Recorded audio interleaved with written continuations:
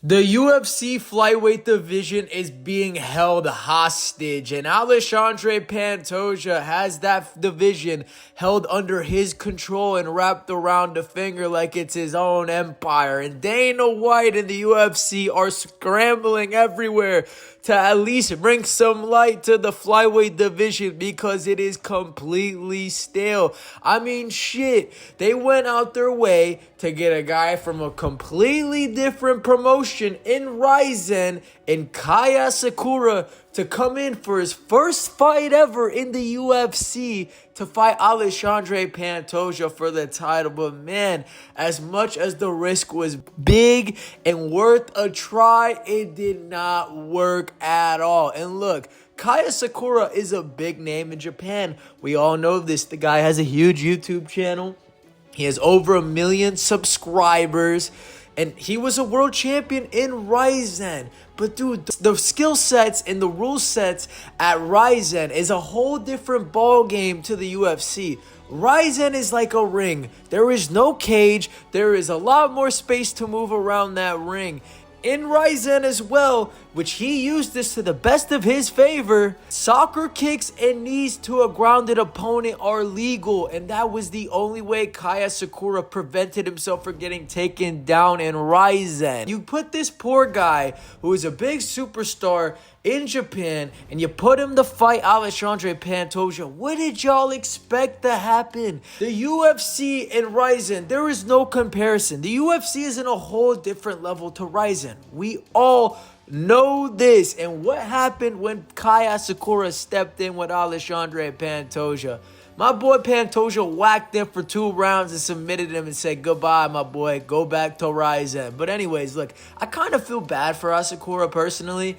I think he has a lot of stock in Japan, and I think it was worth a try for the UFC to do that. But I think just so he can get his feet wet and soaked in the UFC, I think he should have gotten a tune-up fight before the title. And, you know, you don't got to give him a big name. You don't got to give him a Brandon Moreno if you're worried he's going to lose.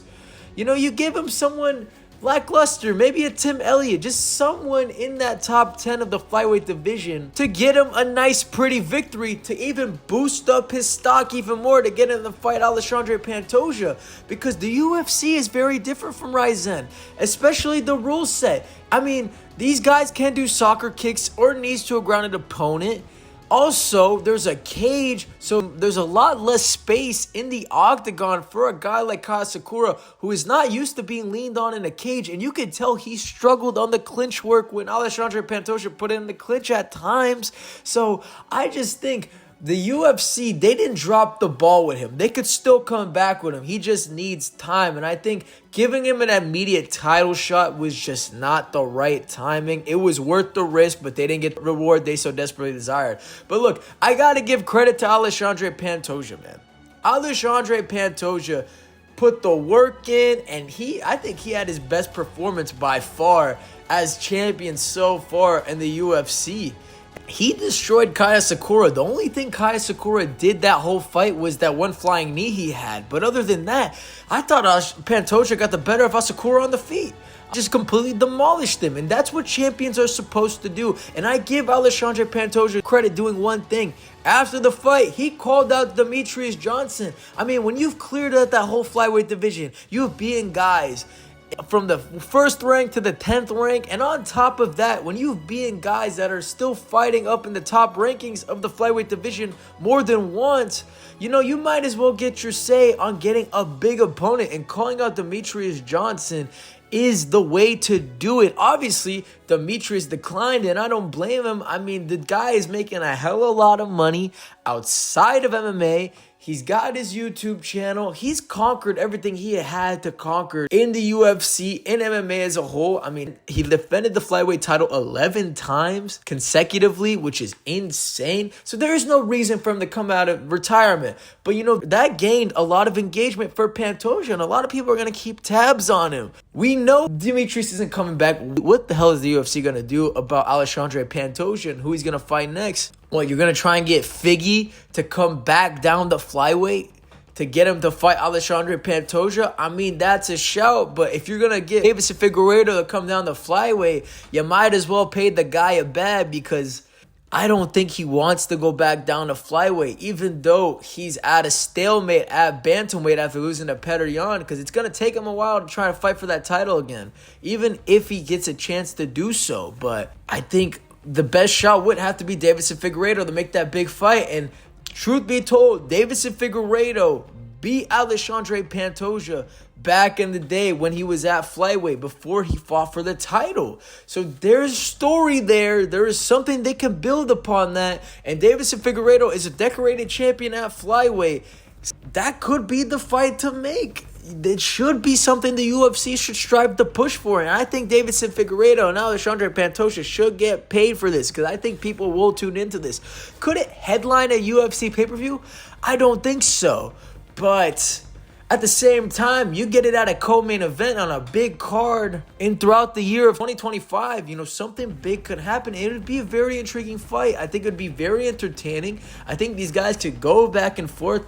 Obviously, they're going to go back and forth in Portuguese, but at the same time, I think some heat will stir up between these two, and it would be pretty interesting to see. I mean, Deiveson Figueiredo has his number, like I said before. He beat him previously, and nobody else has been able to beat Alexandre Pantoja. So you might as well bring back Deiveson Figueiredo to the flyweight division.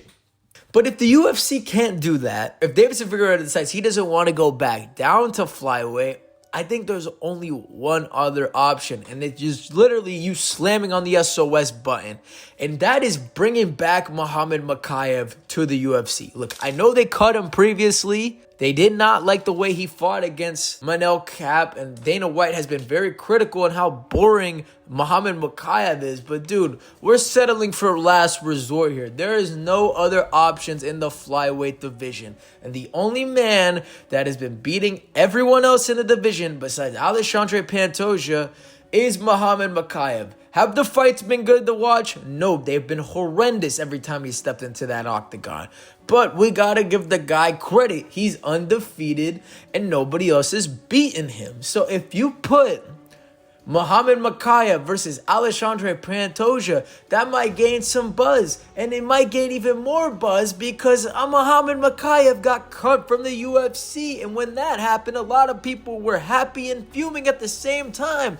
So there is a controversial character here, and that is Muhammad Mokaev. And if the UFC maybe get a glimpse of hope, dethroning Alexandre Pantoja and bringing more life back into the flyweight division, your best call is to bring back Muhammad Mokaev and giving a straight title shot. And look, you've already kind of done it with Asakura. You get a guy from a different promotion. You get him straight to the title. You might as well do it with Mokaev, because Mokaev has fought in the UFC before. He knows the rules. He knows how to utilize the cage to his advantage, and he's experienced it. And he hadn't lost yet. And he beat some top contenders. He beat Alex Perez. He beat Manel Kape. You might as well give the guy the opportunity. If you gave Steve Erceg, who was the 9th ranked flyweight at the time, a title shot against Alexandre Pantoja, you might as well give Muhammad Mokaev his chance. And look, is Dana going to be happy to do that? I doubt it. But dude, you're resorting to last resort. And Muhammad Mokaev is your best bet in getting the job done at the moment. And if you want to bring attention to that division, you might as well do it with Muhammad Mokaev or Deiveson Figueiredo. That is just my personal opinion. And so, yeah, that is some of the ways the UFC could save the flyweight division. Or if you want to bank on Pantoja and rise his stock even more, man, get him to move up to bantamweight. Prove that Pantoja is badass and get him to fight for the title. Obviously not right now, because the bantamweight division, there's a lot going on there in the title scene. I mean, we got Umar Nurmagomedov fighting Merab. We've also got maybe Petr Yan and Sean O'Malley in the fold. Maybe they might fight for a title eliminator. I'm not sure yet. But there's a lot that has to be unraveled in the bantamweight division until we can see Pantoja move up. So that is the only way you could really save the flyweight division. Which one's the most realistic? probably Davis and Figueiredo. I just don't know when they're going to bring back Mokaev. I think at some point he will come back to the UFC. I just don't know when. That could be a year from now. That could be 6 months from now. Maybe 3. We don't know. It all depends on how he does in the regional scene. That is yet to be seen. So we will have to find out soon. But guys, what is going on with the flyweight division? Can it be saved? Should we give Pantoja more credit? I think we should. He's a hell of a champion, and he's done what he has done to, solidify himself as one of the best flyweights of all time. So what now, UFC? What are y'all gonna do? What should they do? Let me know in the comments below. Anyways, people, good game, boys. Catch you later. Deuces. I'm out.